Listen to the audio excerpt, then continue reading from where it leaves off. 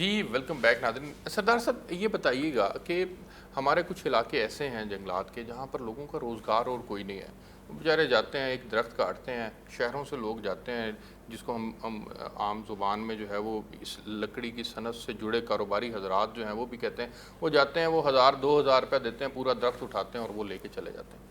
ان لوگوں کو آپ مین سٹریم کے اندر لانا, ان کے لیے روزگار کے مواقع پیدا کرنا, ان کے لیے کوئی پالیسی مرتب کریں, کیونکہ جب تک وہ آپ کا ساتھ نہیں دیں گے غیر قانونی جنگلات کی کٹائی نہیں رک سکتی. اس میں آپ کو یہ عرض کروں گا کہ پہلی دفعہ ہم نے پنجاب کو ڈیفرنٹ زونز میں تقسیم کیا ہے. آج سے پہلے اتنی باریکی کے ساتھ اور اتنی مائنیوٹسٹ اسٹڈی کر کے کبھی کسی نے کام نہیں کیا تھا. اب آپ کی ایک یہ بیلٹ ہے جیسے سیالکوٹ, نارووال, گجرانوالا, جو کشمیر کے بارڈر کے ساتھ ساتھ, اور یہاں بارشیں زیادہ, لاہور تک ٹھیک ہو گیا جی. بٹ یہاں نیچرل فارسٹ نہیں ہے, یہ سارے ہینڈ میڈ. آپ کا ہمارا جو چھانگا مانگا ہے یہ بھی نیچرل فارسٹ نہیں ہے, یہ ہینڈ میڈ ہے. اچھا کچھ پھر آپ کے علاقے ایسے آ جاتے ہیں, یہ جو ہمارے ناردرن ایریاز ہیں اس کو آپ نیچرل فارسٹری کہہ سکتے ہیں. یہ مری ہو گیا یا بلتستان کا سارا علاقہ ہو گیا, اور یہ کشمیر ہو گیا. اچھا ایک وہ علاقہ ہو گیا جہاں بارشیں زیادہ ہیں, تو اس کے لیے پلانٹ ڈیفرنٹ ہوتے ہیں, کیونکہ وہاں ہمیں پتہ ہے کہ بارشیں اللہ پاک دینے والے, بارشیں زیادہ ہوتی ہیں, تو ہم اس طرح کی پلانٹیشن کریں کہ وہ جلدی جلدی پودوں کی بڑھوتری ہو جائے. ایک آپ کے نیچرل فارسٹ ہیں یہ ہلی ایریاز جتنے. پھر ایک آپ کا ساؤتھ ہے, ساؤتھ جس طرح ڈی جی خان, مظفر گڑھ, ملتان, راجن پور, بہاول پور, یہاں آپ کو بھی پتہ ہے کہ ساؤتھ میں بارشیں کم ہوتی ہیں, تو وہاں ہم نے پلانٹیشن اور کی ہوئی ہے. وہاں ہم ڈیفرنٹ سپیشیز کر رہے ہیں.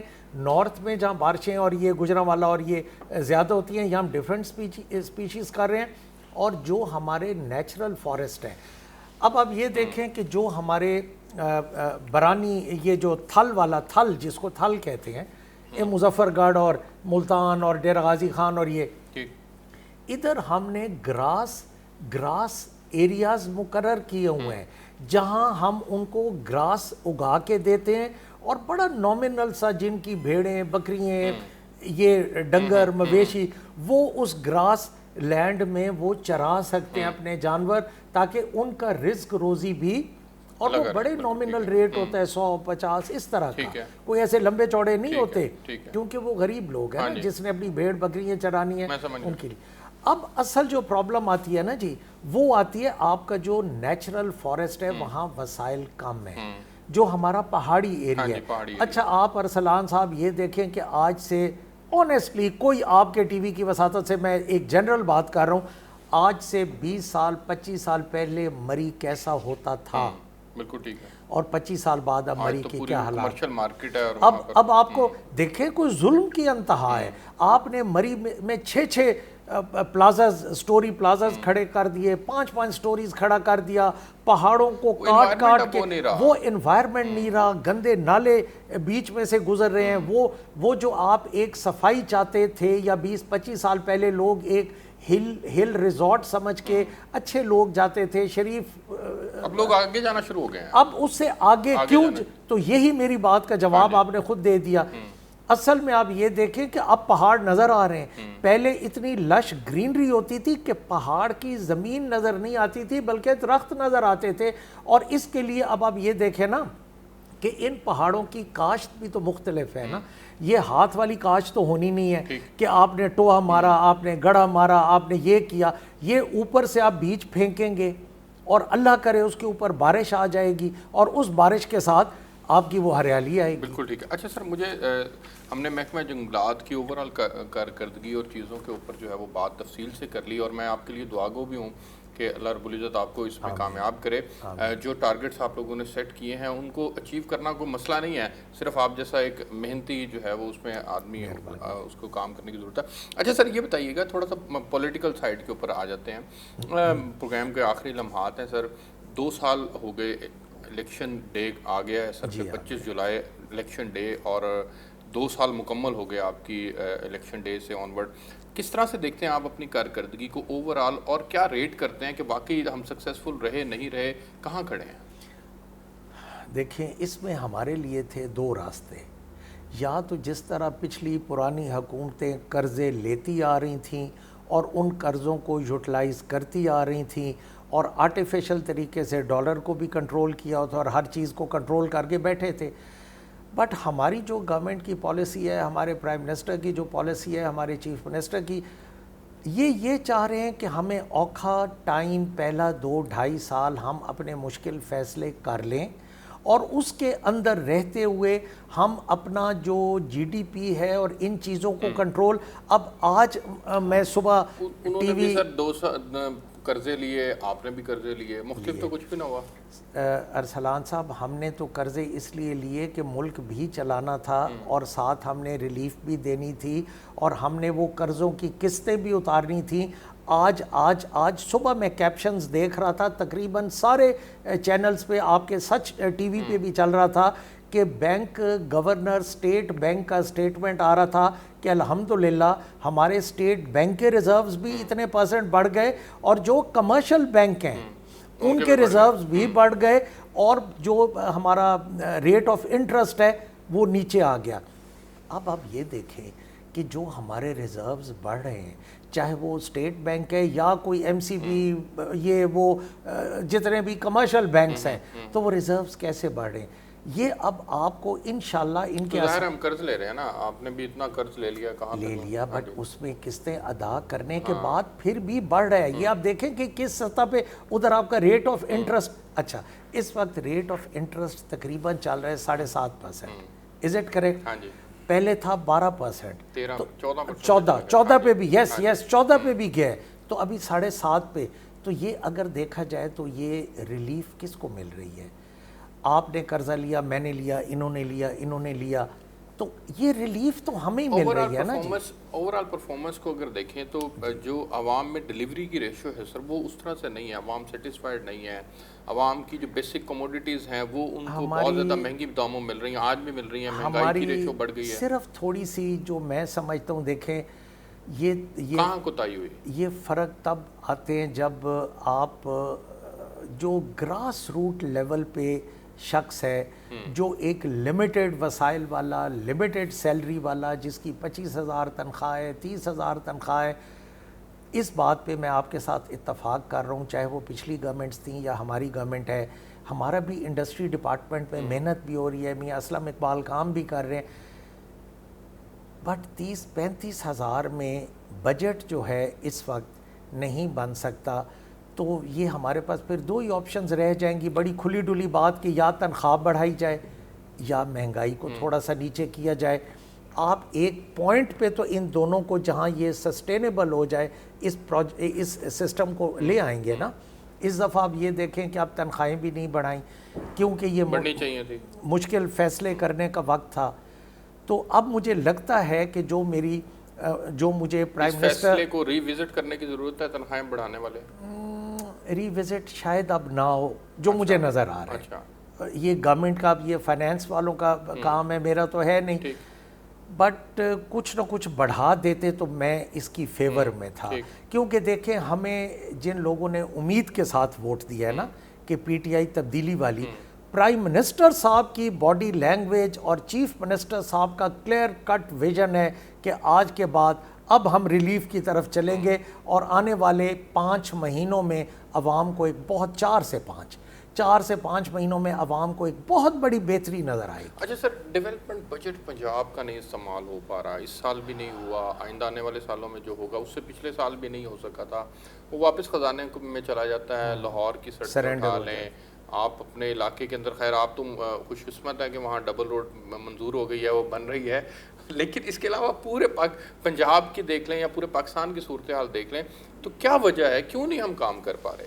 کیپیسٹی کی کمی ہے، ویژن کی کمی ہے تھوڑا سا اس وقت میری، حالانکہ میں خود گورنمنٹ میں ہوں، میں یہ سمجھتا ہوں کہ ہمیں آفیسرز کو، ہماری جو بیوروکریسی ہے، ہمیں ان کو کانفیڈنس زیادہ دینا چاہیے.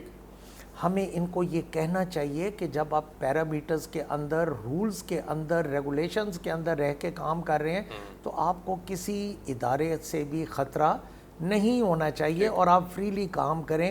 اور یہ اب پرائم منسٹر صاحب کے نوٹس میں یہ بات آ چکی ہے, چیف منسٹر پنجاب کے نوٹس میں یہ بات آ چکی ہے, اور اب نئے چیف سیکریٹری جو آئے ہیں جواد رفیق ملک صاحب, میرا خیال ہے وہ انہی لائنوں پہ کام کر رہے ہیں کہ کانفیڈنس بلڈنگ پہ کام یعنی اس کے دوسرا پہلو یہ ہے, آپ یہ کہہ رہے ہیں کہ جو احتساب کا نعرہ لگایا گیا تھا, جو نیب کو ایکٹیو کیا گیا تھا, جو پرانے کیسز کو کھولا گیا تھا, وہ تمام باتیں, وہ تمام پالیسیز جو تھی وہ ٹھیک نہیں تھی, اس کی وجہ سے آپ کی پروگریس متاثر ہوئی ہے.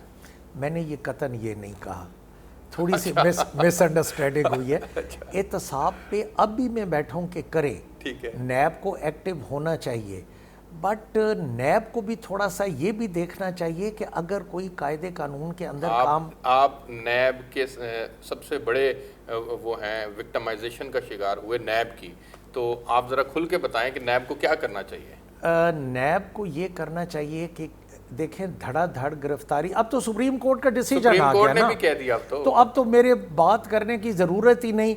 میرے والا ڈیسیجن پڑھ لیں, محمد سبطین خان والا فیصلہ پڑھ لیں جو لاہور ہائی کورٹ کے ڈی بی نے دیا تھا, اور ان کا سپریم کورٹ والا ڈیسیجن پڑھ لیں, ہر چیز کلیئر ہو جاتی ہے. مجھ سے کیوں پوچھتے ہیں؟ تو سر اب پھر میں اس بات پہ آؤں گا, ایکٹیو ہونا چاہیے. آپ کی حکومت ہے, اٹ مینس کہ جو اپوزیشن چاہ رہی ہے, میں نیب کو سپورٹ کر رہا ہوں, میں کلیئر بات کہہ رہا ہوں, میں نیب کو سپورٹ کر رہا ہوں, بٹ میں یہ بھی کہہ رہا ہوں کہ اس سے پہلے نیب کو تھورو اپنی ورکنگ کر لینی چاہیے. اچھا سر, میں جو یہ چاہ رہے ہیں کہ نیب قوانین میں تبدیلی ہونی چاہیے, اتفاق کرتے ہیں آپ؟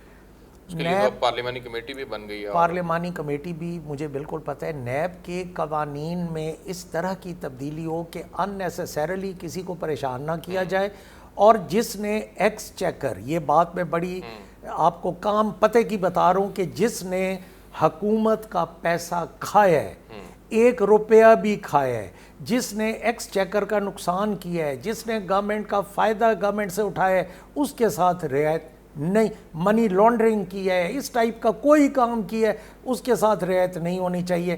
مگر مفروضوں پہ تھوڑا سا نیب کو بھی احتیاط کرنا چاہیے. آپ کی کیا ریمیڈی سر؟ آپ اندر رہے, آپ کے ساتھ جو ہوا کتنی بڑی زیادتی ہے. دیکھیں, آپ کے علاوہ جتنے لوگ اور لوگ بھی ہیں اسی طرح سے ہیں. میں آج تک ایک بات پہ حیران ہوں, اور میں بالکل برملا کہوں گا کہ یہ جو کیس ہوا تھا, پہلی بات تو یہ کہ اس کیس میں کوئی فالٹ نہیں تھا, یہ ہم پہ بنتا نہیں تھا, کیونکہ میں چودھری پرویز الہی کی کابینہ کا وزیر تھا. چودھری پرویز الہی کی, میں جسٹس اعجاز نثار کیئر ٹیکر دور میں میں منسٹر نہیں تھا. میں یہ بات سمجھاتے سمجھاتے تھک گیا ہوں. جب وہ سمری چل رہی تھی, جب وہ گئی چیئرمین پی این ڈی پہ, میں منسٹر نہیں تھا. سیکریٹری فائنانس پہ گئی, میں منسٹر نہیں تھا. چیف سیکریٹری پہ گئی, میں منسٹر نہیں تھا. سیکریٹری لا پہ گئی, میں منسٹر نہیں تھا. نگران وزیر اعلیٰ پہ گئی, میں منسٹر نہیں تھا. وہاں سے اپروو ہو کے جب واپس ایم ڈی پنجاب منرل پہ آئی, جب میں جاتے وقت نہیں تھا تو واپسی پہ میں کہاں سے وزیر ہوتا. پھر وہ موصوف جو ایم ڈی صاحب تھے, وہ مہینہ سمری کو دبا کے بیٹھے رہے. دسمبر کے, ہم تو اکتوبر میں فارغ ہو گئے تھے, اور سمری پہ نومبر میں, ہم نومبر میں فارغ ہو گئے تھے, سمری پہ سگنیچرز ہو رہے ہیں دسمبر میں. تو سبطین خان کہاں تھے؟ سبطین خان صاحب تو یہ تھوڑا سا نیب تو یہ نیب تھوڑا سا سوچ لیتا نا, تھوڑا سا سوچ لیتا. اور اگلی بات, پھر وہی ایم ڈی جو تھے بعد میں وہ سیکریٹری مائنز بن گئے. مارچ 2008 تک پھر وہ ریکمینڈ کر رہے ہیں اس کو. شہباز شریف کی حکومت آ چکی تھی, وہ شہباز شریف صاحب کو, میں اس پہ 1 منٹ لوں گا, وہ شہباز شریف صاحب کو ریکمینڈ کر رہے ہیں کہ جی ہمیں اس کیس کو میچور کرنے دیں. شہباز شریف صاحب 3 میٹنگز کرتے ہیں, ان کو ان کی بیوروکریسی بتاتی ہے کہ جی بڑا سونا تھے, بڑا لوہا تھے, یہ تھے وہ. شہباز شریف صاحب کہتے ہیں یہ ایگریمنٹ کینسل کر دو. کس نے جو کیا تھا؟ نگران دور نے. جو نگران دور نے کیا تھا, شہباز شریف صاحب اس ایگریمنٹ کو کینسل کر دیتے ہیں, اور پھر شہباز شریف صاحب پرائم منسٹر میاں محمد نواز شریف صاحب کو بلوا کے قوم کو مبارک دیتے ہیں کہ سونا نکل آیا, یہ حالات بدل ہو جائیں گے. ایک کوئلہ ان کے ہاتھ پہ رکھ کے, اور جی مبارکہ 5 ارب روپیہ. کتنا؟ 5 ارب روپیہ گورنمنٹ کا لگتا ہے اسی پروجیکٹ پہ, اور نکلتا مرا ہوا چوہا بھی نہیں. وہ اگر وہ نگران دور نے پروجیکٹ کیا تو اس پہ تو 1 روپیہ نہ لگا تو 5 ارب تو میاں شہباز شریف اور میاں نواز شریف کے دور میں تو نیب کا کیس بننا چاہیے تھا، تو ان پہ بنتا، وہ آپ پہ بن گیا. یہی تو میں عرض کر رہا ہوں کہ اب میری بات نیب زیادتی کرتا ہے. اچھا سر آگے بڑھتے ہیں. آخری سوال ہے سر، بالکل پروگرام کا وقت ختم ہو گیا. اپوزیشن جو ہے وہ ایک APC کرنے جا رہی ہے، اور وہ اس لیے کرنے جا رہی ہے کیونکہ وہ سمجھتے ہیں کہ تحریک انصاف کی حکومت نااہل حکومت ہے، اور یہ 2 سال کے اندر اس نیریٹو نے اتنا تقویت پکڑ لیا کہ اب عوام بھی یہ سمجھنا شروع ہو گئی ہے کہ عمران خان صاحب نے الیکشن سے پہلے جو وعدے کیے تھے وہ الیکشن کے بعد جب حکومت ملی تو تقریباً ان تمام وعدوں سے وہ منحرف ہو گئے، انہوں نے یو ٹرن لے لیا. عوام یہ سمجھتے اسی وجہ سے ان کا نیریٹو مضبوط ہو رہا ہے کہ آپ نااہل ہیں. اچھا ان کا نیریٹو والی بات چلے، ان کی تو یہ بات ہے. میں یہ کہنا چاہتا ہوں پہلی بات تو یہ ہے کہ میرے حساب میں APC کامیاب نہیں ہوگی. یہاں دیکھیں PMLN کا اپنا ایک لائن آف ایکشن ہے، پیپلز پارٹی کا اپنا لائن آف ایکشن ہے، جمعیت علماء اسلام مولانا فضل الرحمان کا اپنا ہے، جماعت اسلامی کا اپنا ہے، اسی طرح مختلف جماعتوں کے اپنے اپنے، ولی خان صاحب کا علیحدہ. ایک تو یہ ایک پلیٹ فارم پہ اکٹھے نہیں ہو سکتے. اس میں اب آپ یہ دیکھیں میاں نواز شریف صاحب اور میاں شہباز شریف صاحب کے نیریٹو میں بھی فرق ہے. آپ سمجھتے ہیں کامیاب نہیں ہو پائیں گے؟ بالکل ٹھیک ہے، میرے حساب میں سر کامیاب آپ کا نہیں. بہت شکریہ. ناظرین آپ نے پروگرام دیکھا. سردار سبطین خان صاحب ہمارے آج کے مہمان تھے. اب تک کے لیے اس پروگرام سے اتنا ہی. آپ سے نیکسٹ ویک نئے پروگرام میں ملاقات ہوگی. تب تک کے لیے اجازت دیجیے. اللہ حافظ.